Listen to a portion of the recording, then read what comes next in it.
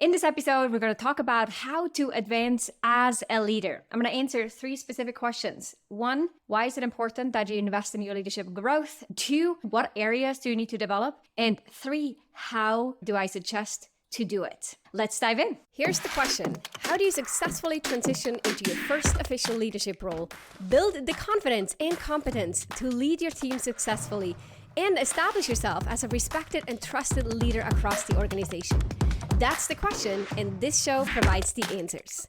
Welcome to the Manager Track podcast. I'm your host, Ramona Shaw, and I'm on a mission to create workplaces where work is not seen as a source of stress and dread, but as a source of contribution, connection, and fulfillment. And this transition starts with developing a new generation of leaders who know how to lead so everyone wins and grows. In the show, you'll learn how to think, communicate, and act as the confident and competent leader you know you can be.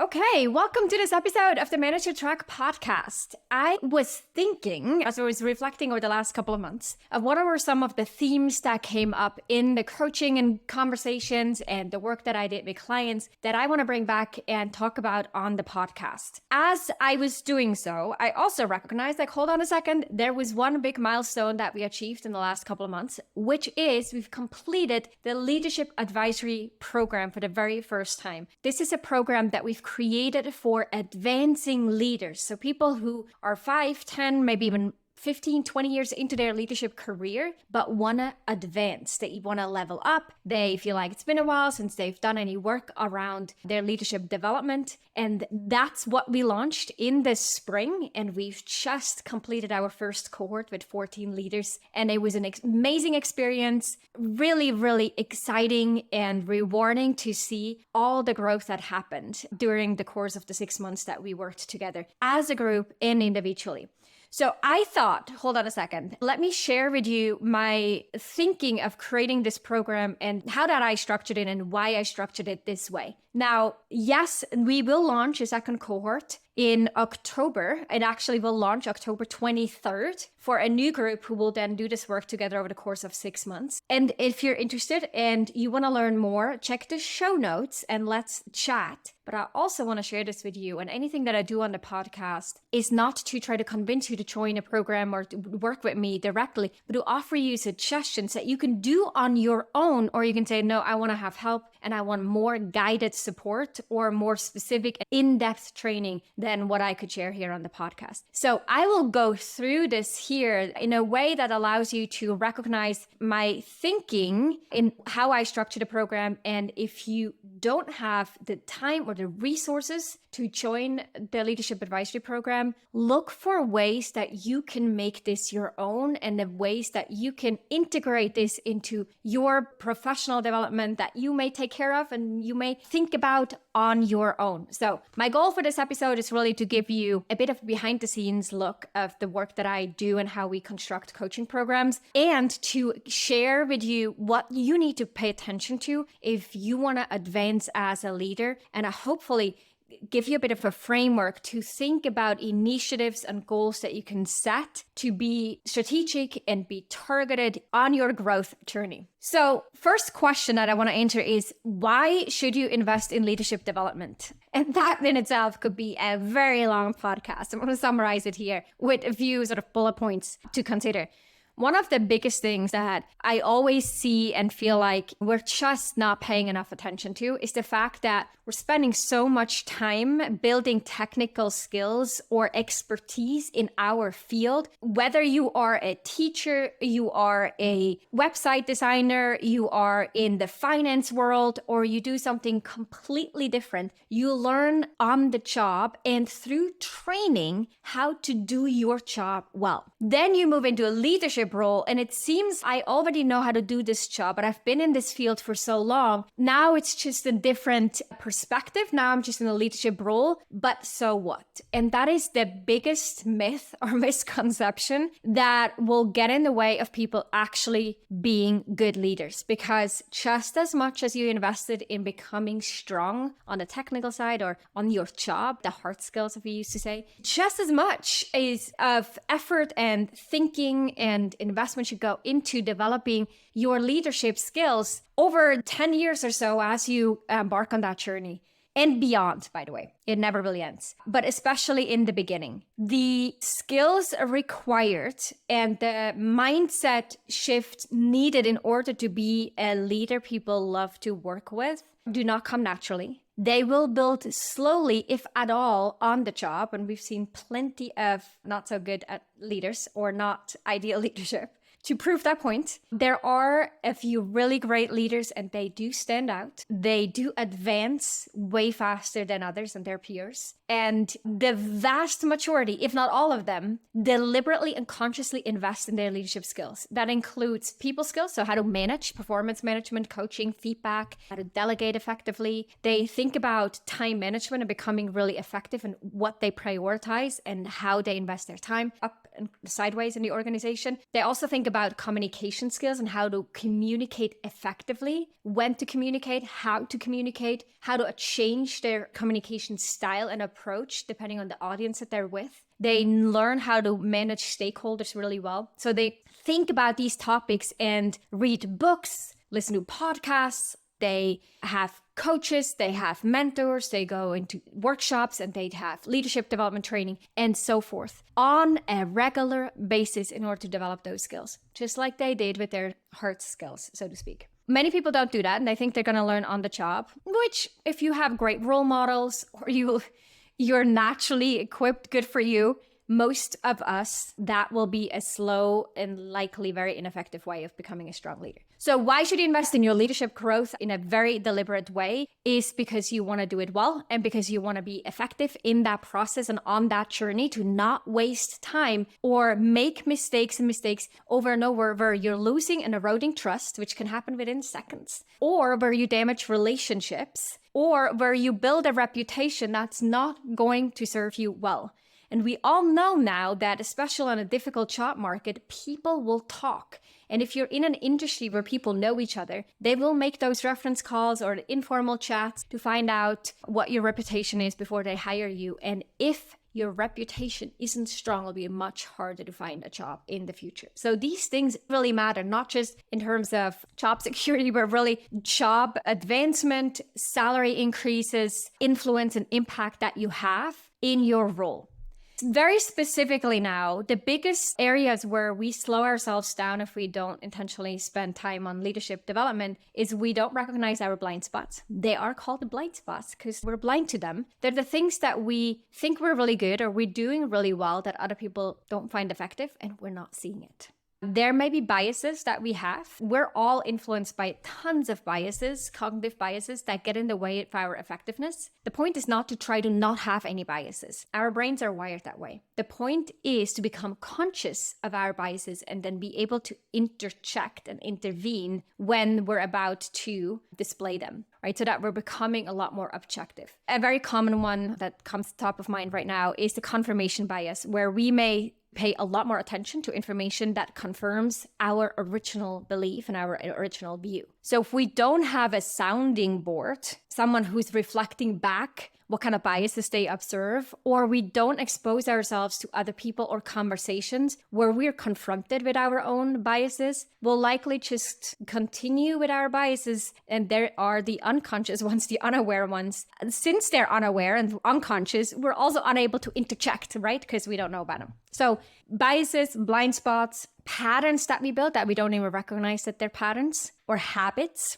Usually also the boxed thinking. I recently recorded a podcast on dual models for leaders, this black and white thinking that we may have. It may also be one of the common issues that we see in leadership is we think that, especially early on, when you have limited leadership exposure or experience, is that we think everyone wants to be led the way that we like to be led. Not true. There's a lot of people who don't like to be led the way that you want to be led. So you have to adapt and become really flexible in your leadership style and approach. So removing the boxes by, again, seeing, oh, there's different paths, there's different ways. I often talk to my clients about building range and options so that in any given situation and the people that you lead, you have more than just one go-to tool. You have now options. You may have 3 to 4 approaches that you're familiar with and you can try in order to see what works best. And then also just feed the brain with information. If you are trying to learn how to, let's say, play chess, you will naturally learn to play chess better if you watch chess games, if you play chess games, if you read books about chess, if you watch YouTube videos or so forth about strategies or these reviews of games.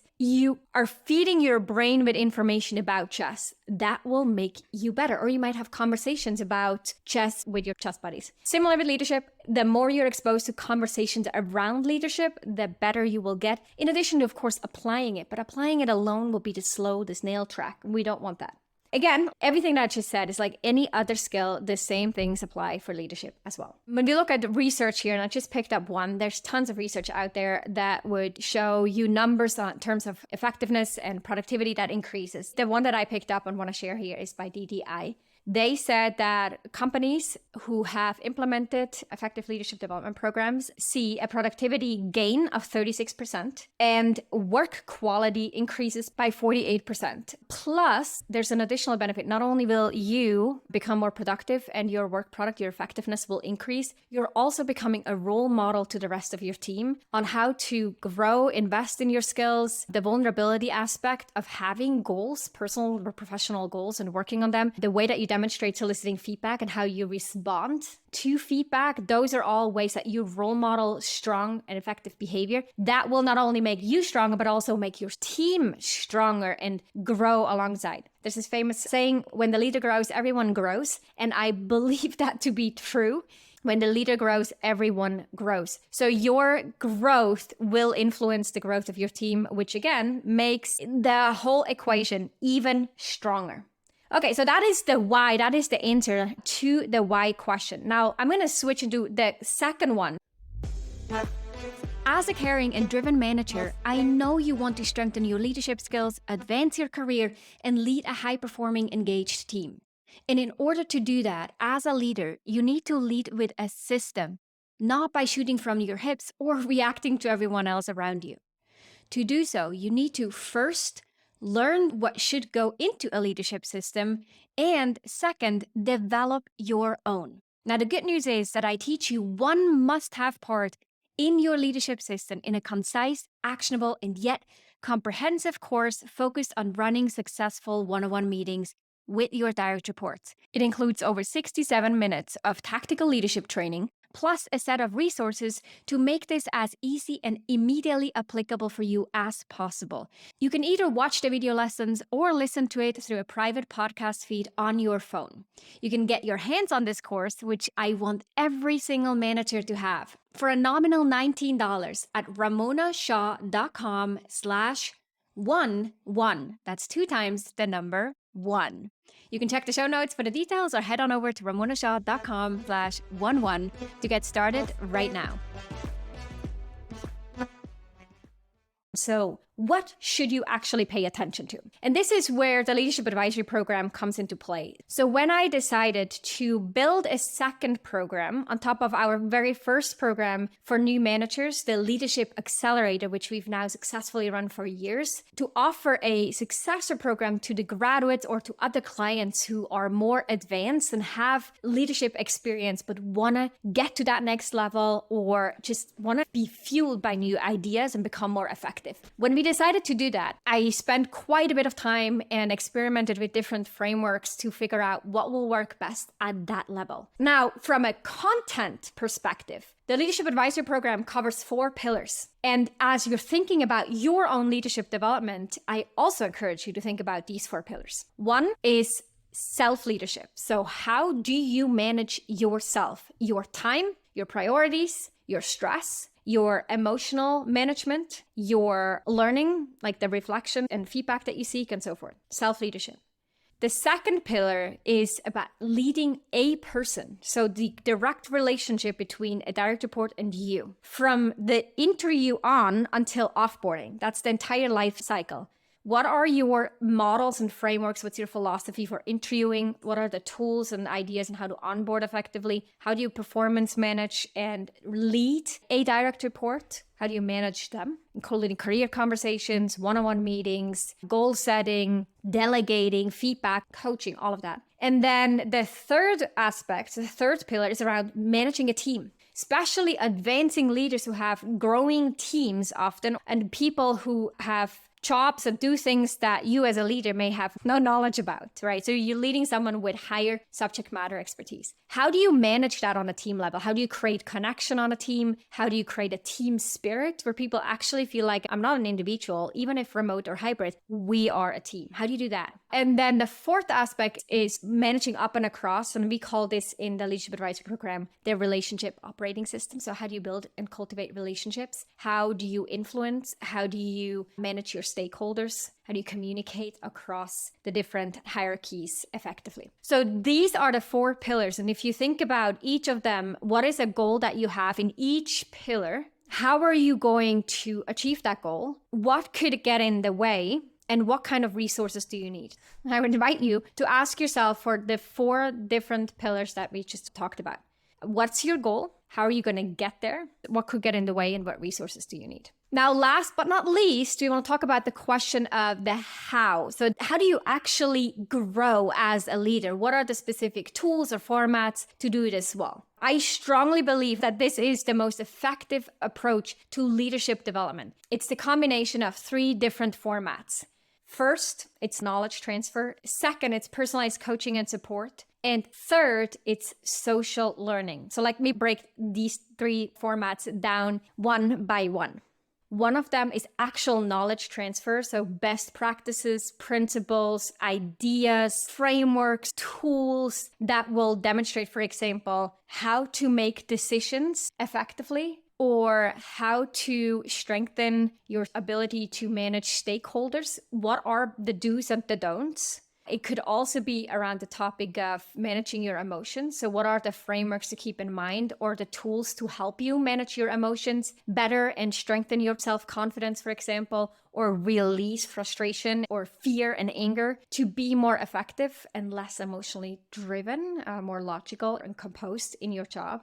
Those are all tools. And that is a very important component because most of you, the chances that you are not in the field of leadership development is very high when you join a leadership development program. So the knowledge transfer is that first important component that is required for a leadership development program. Now, the second one is the personalized coaching. And this is where I have a lot of pride and conviction on, is that I believe that the personalized aspect is key, not just for knowledge retention, but also to help turn that knowing into the doing. It's like reading a book and you think, oh, this is great, makes total sense. And then you sit down and you think, I don't even know where to begin to make that mine and to actually change a behavior or do something with this information that I just read in the book. The reason why this is so hard to do from books or even podcasts or YouTube videos or LinkedIn learning courses is because it's not personalized. There's no one there who says, okay, here's how I see this for you, or tell me how you think about integrating this and then let's fine tune it. Let me help you think through this and then integrate it and we'll check back in of what's working, what isn't working and pivot and adapt. That isn't happening. So it's a lot harder to make the knowledge and turn that knowledge into application. So the personalized coaching and support. The third one is the social learning aspect. Even as I review the feedback from the Leadership Advisory Program, the cohort, it's so interesting to see how many people really underestimate the benefits that come from having a group conversation, in addition to the other components, to talk through lessons learned, to talk through different perspectives, to listen to questions other people have, or even to observe how I coach them in a situation and learn through observation. This is a component that we both have in the Leadership Advisory Program and in the Leadership Accelerator Program for new managers. And across the board in all the feedback that we consistently collect from all participants, that is one of the parts that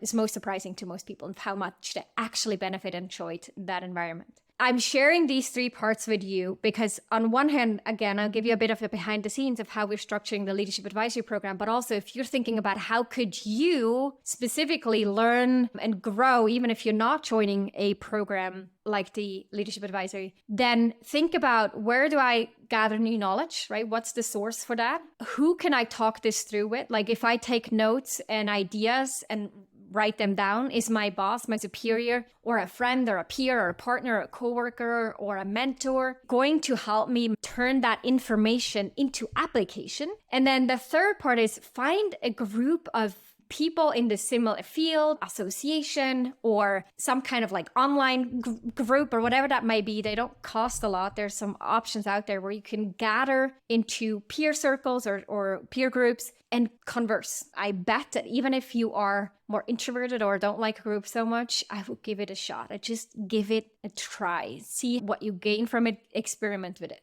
That I would highly recommend. So these are the 3 aspects. So we've talked about why, we talked about what with the 4 pillars, and then we talked about how with the 3 aspects or the 3 different formats in order to make your own initiatives or a program really effective. Now, when you do this in an accelerated, well-structured and well-designed and executed way, like the Leadership Advisory Program, here are some of the benefits. And I'm reading this off my notes from feedback from our last cohort in the advisory program. Things you can expect, the things that may happen, is a complete mental shift in how I empower my team, from delegating while still holding ownership to fully empowering the team, which has helped them grow and has helped me as the leader or the client here gain a lot more time back that I could use on higher level, more strategic tasks. Finding new ways to connect with the team and feel like an actual team, especially this comes from a person who works remote and has a remote team, and the ability to create that sense of team belonging and safety on the team was a benefit. Another person said, I learned how to speak up more and do so with conviction. I am way more engaged in leadership meetings and bringing my opinions or giving voice to my opinions or speaking up if I disagree with a suggestion or I can challenge other people's suggestions more effectively. Another one was feeling less frustrated, not feeling as stressed anymore, because of their ability to manage their own expectations, their emotions day in and day out, and understand where they're coming from and how to intervene if they wanted to intervene. So that awareness and then the ability to manage emotions. Someone else said, I became a lot more effective engaging my stakeholders and influencing them, keeping them posted, informing them with very deliberate practices and routines that created stronger relationships and increased trust. And then someone else said, I became more strategic with my time and I see an increase in progress on the important tasks versus just a task that I had to do but someone else could be doing. I'm now spending a lot more time on the things that only I can do and are the important strategic tasks. So these are some of the benefits that can come out of the program. These are just examples, but investing in your leadership growth and doing this in a very deliberate way can, again, change the way that your team feels about growth, will definitely increase your effectiveness as a leader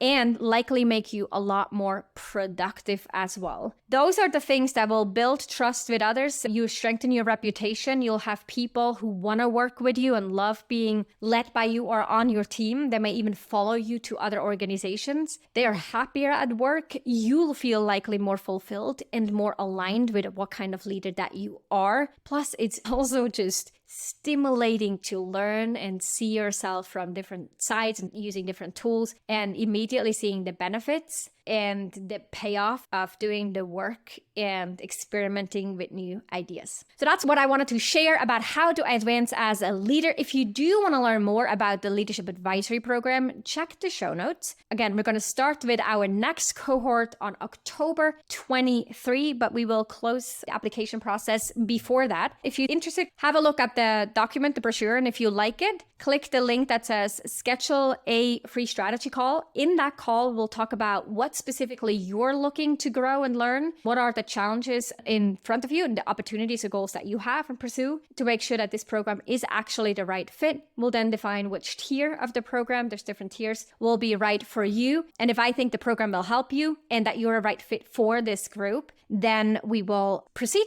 with the registration process and you'll be all set set for a October 23rd start date. If you don't want to participate in a program like this, again, I do encourage you to think about and deliberately reflect on your leadership development. In those 4 pillars, what are your goals in the way that you consume information or apply what you learned? What is your process? What is your approach to do this in a way like you would learn any other skill that matters to you and that you want to get better at? Good. With that all said, I'm going to wrap it up. I hope this was helpful in the bit of the behind the scenes approach to how we structure programs and why and how I think about leadership development. Again, if this resonated with you, I'd love to chat with you. Click the links in the show notes to schedule a call. Otherwise, I'll see you next week, another episode of the Manage to Track podcast. Bye for now.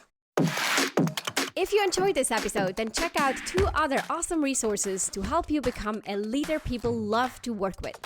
This includes my best-selling book, The Confident and Competent New Manager, which you can find on Amazon or at ramonashaw.com/book, and a free training on how to successfully lead as a new manager. You can check it out at ramonashaw.com/masterclass. These resources and a couple more you'll find in the show notes down below.